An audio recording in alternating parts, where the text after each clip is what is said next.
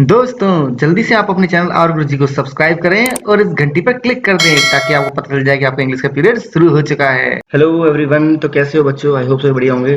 तो बच्चों, हमने ओबिचुरी पोएम पढ़ी थी, तो ओबिचुरी पोएम का क्रिटिकल एप्रिसिएशन करेंगे अभी हम लोग, है ना। तो इसके नोट्स आपको वेबसाइट पे www.rguruji.in पर मिल जाएंगे, ठीक है। उसका URL आपको स्क्रीन पे दिख रहा होगा। तो ठीक है, आप वहाँ से नोट्स ले लेना। तो स्टार्ट करते हैं हम लोग अपना क्रिटिकल एप्रिसिएशन। सबसे पहले हम इंट्रोडक्शन लिखेंगे। तो ओबिचुअरी एक टिपिकल एक ही रामानुजन की पोएम है जिसमें ह्यूमन रिलेशंस को एक्सप्लोर किया गया है, बताया गया है कि इंसानी रिश्ते किस तरह के होते हैं, प्लस उसमें इंडियन फीचर्स कौन कौन से हैं, specially human relations Indian context में। ठीक है, इनको बहुत ब्यूटीफुली एक्सप्लोर किया गया, बहुत ब्यूटीफुली दर्शाया गया है।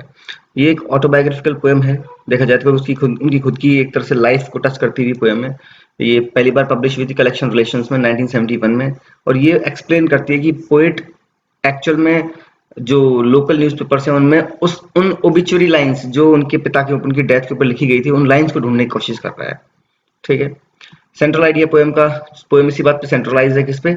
Death of the father of the poet. Poet की फादर की डेथ पर सेंट्रलाइज्ड है कि इसने मतलब जैसे फादर की डेथ हुई तो उससे उनके घर की परिस्थितियों में क्या बदलाव आ गए, कैसे वो कंडीशन पूरी तरह से चेंज हो गई घर की, वो उनके ऊपर बर्डन बोझ आ गया रेस्पॉन्सिबिलिटीज का। ठीक है। तो पोएम का अटमोस्ट मोटो जो है ना, वो यही चीज है कि भाई पोएट का जुनून है कि भाई मुझे वो ओबिचुरी लाइंस ढूंढनी है जो कि उनके फादर की डेथ के बाद में पब्लिश हुई थी पेपर में। थीम्स क्या है? डेथ, मेन थीम तो डेथ ही है। ठीक है, क्योंकि फादर की डेथ पर बेस्ड है ये, उनके बाद में क्या क्या घर में होता है, तो क्या प्रॉब्लम्स आ गई एक तरह से। तो फादर की डेथ, मतलब जो पोएट के फादर है उनकी डेथ पर है, और पूरी पूरी पोएम जो है ना वो उन्हीं उन्हीं का जो इंसिडेंट हुआ है ना ये डेथ का, उसी के आसपास इर्द गिर्द स्ट्रक्चर की गई है, बनाई गई है। पोएट को न्यू मोटो यानी कि नया उद्देश्य मिलता है अपने जीवन में।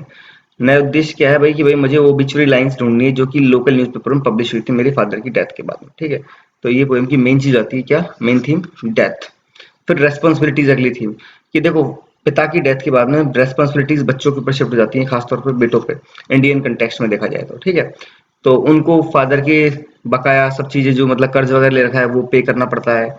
उनको जो रेस्पॉन्सिबिलिटीज उठानी होती हैं, अगर घर में बेटियां हैं जिनकी शादी नहीं हुई है तो उनकी, ग्रैंड्स एंड पोतों पोतियों की रेस्पॉन्सिबिलिटीज उठानी होती है। तो ये सब चीजें पोएम के अंदर दिखाई गई है। और देखा जाए तो उनको घर पूरा मैनेज करना पड़ेगा, पूरा जो कंडीशन खराब हो गई घर की रिपेयर करना पड़ेगा, क्योंकि वो कोकोनट ट्री के ऊपर झुक गया मतलब घर। तो ये सब चीजें जो उनके फादर पीछे छोड़ गए हैं, ये सब अब उनके बेटे को निभानी पड़ेंगी। तो ये रेस्पॉन्सिबिलिटीज एक बहुत स्ट्रॉन्ग थीम है। रिडिक्यूल्ड रिचुअल्स, एक तरीके से थोड़ा मजाक उड़ाया है रिचुअल्स का, क्योंकि वो एक तरह से बर्डन बोझ की तरह देख रहे हैं। वो बोलते हैं कि मतलब अब कुछ रिचुअल्स भी हैं उनकी डेथ के बाद में जो उनको हर साल करने पड़ेंगे।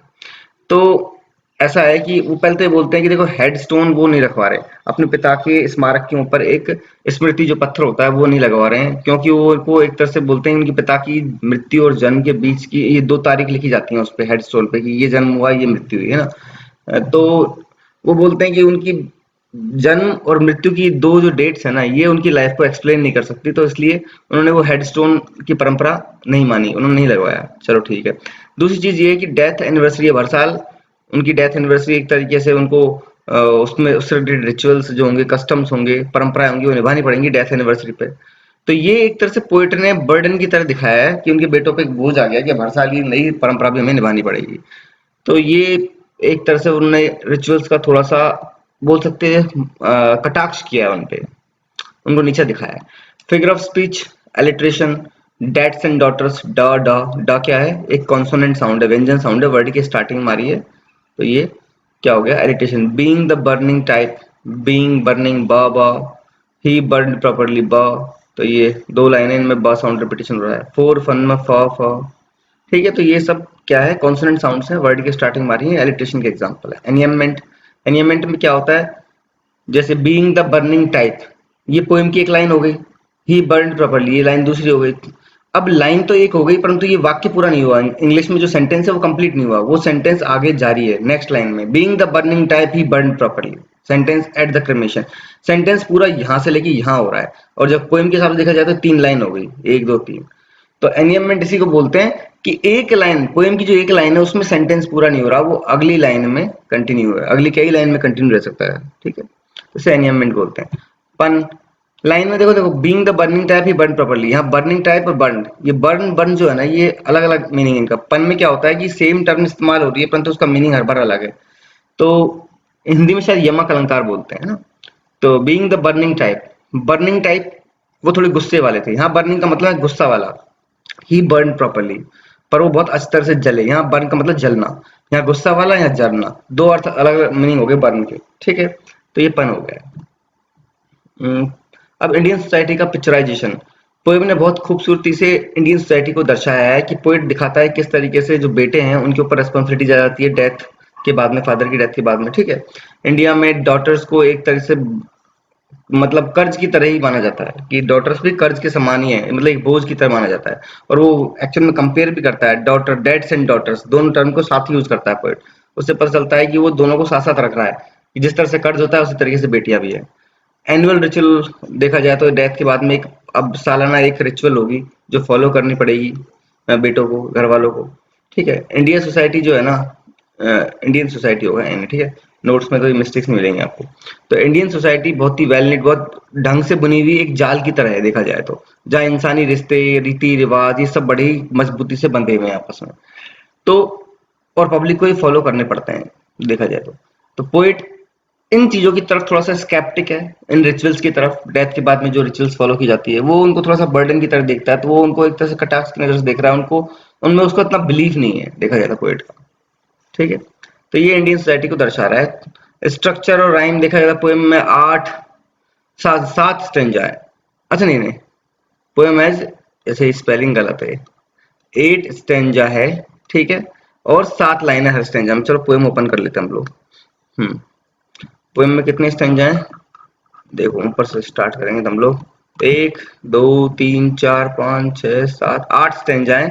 और हर स्टेंजा में कितनी लाइन है, 4 3 7 7 7 7 लाइनों का एक एक स्टेंजा है। ठीक है, क्या इसमें कोई राइम स्कीम है, चेक कर लेते हैं। राइम स्कीम के लिए हम राइम स्कीम मतलब तुकबंदी, हर लाइन का आखिरी वर्ड देखेंगे। ऑन डस्ट, क्या तुकबंदी बैठ रही है, नहीं। पेपर्स, क्या पेपर्स की कहीं तुकबंदी बैठ रही है, नहीं। डॉटर्स, हम चलो ऑन को ए दे दिया, डस्ट को बी दे दिया क्योंकि डिफरेंट है। पेपर्स किसी से मैच कर रहा है, नहीं, सी दे देंगे। Daughters papers dust, daughters papers कुछ मैच करना चाहे कर लो परंतु है नहीं, ये डी देंगे। ग्रैंडसन कोई मैच नहीं कर रहा। टॉस नहीं कर रहा, हेम नहीं कर रहा, मतलब कोई राइम स्कीम ही नहीं है, कोई भी राइम स्कीम नहीं है, कोई तुकबंदी नहीं है। इसलिए इसमें ना तो कोई राइम स्कीम है ना तुकबंदी है। बट थोड़ा सा एक बोल सकते हैं आप लोग, इसमें कोई रिदम भी नहीं है एक्चुअल में देखा जाए तो, इसमें कोई रिदम भी नहीं है। तो ये पोयम कंप्लीटली कैसी हो गई, इसमें फ्री वर्स होगा ये फ्री वर्स में लिखी गई है। ये जो मिस्टेक्स इसमें होती है ना वो डोंट वरी, आपको नोट्स में नहीं मिलेंगी। यहाँ तो मैं चलो लिख देता हूँ, कई बार लिख के देता हूँ मैं, जल्दीबाजी में नोट्स बनाता हूँ बहुत स्पीड से, तो उनको रिवाइज करता हूँ मैं जाके, जहाँ आप लोग के लिए पब्लिश करने होते हैं वेबसाइट जाके। तो देखो स्ट्रक्चर और राइम स्कीम, तो पोयम में 8 स्टेंजा है और 7 लाइन है। ठीक है, और ये सबकी सब किसमें लिखी है, मतलब फ्री वर्स में लिखी है। फ्री वर्स का मतलब है कि ना तो कोई राइम है ना कोई रिदम है। क्या है, ना कोई रिदम है। तो रिदम और राइम दोनों ही नहीं है, इसलिए फ्री वर्स में लिखी गई है पोयम। तो इसको हम यहाँ ऐसे देखेंगे कि पोयम में 8 स्टेंजा है और फ्री वर्स में लिखी गई है, इसमें कोई रिदम राइम कुछ भी नहीं है। तो ये हो गया अपना क्रिटिकल एनालिसिस। ठीक है बच्चों, मैं मिलूंगा नेक्स्ट लेक्चर में जल्दी। Till then good bye, see you soon, take care.